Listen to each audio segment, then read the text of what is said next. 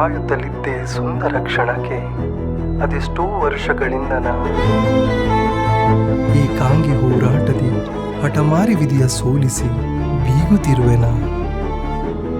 ಮುಸುಕಿನಡಿ ಹಲವರು ನಗುತ್ತಿದ್ದರು ನೋಡಿ ನನ್ನ ಅಸಹಾಯಕತೆಯ. ಈ ನಿರ್ದಯಿ ಸಮಾಜವ ಮೆಟ್ಟಿ ನಿಂತು ಬರೆದಿರುವೆ ನನ್ನ ಸ್ವಂತ ಕಥೆಯ.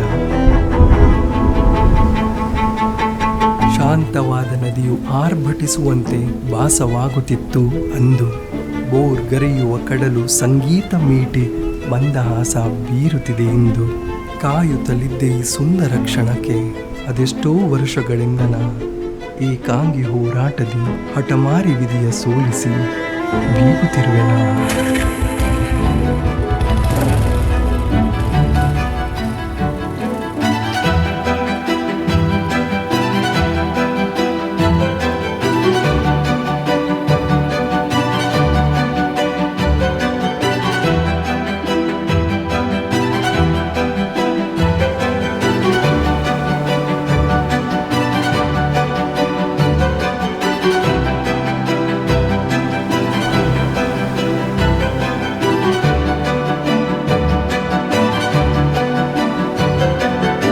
ಕಾಯುತ್ತಲಿದ್ದೆ ಸುಂದರ ಕ್ಷಣಕ್ಕೆ ಅದೆಷ್ಟೋ ವರ್ಷಗಳಿಂದ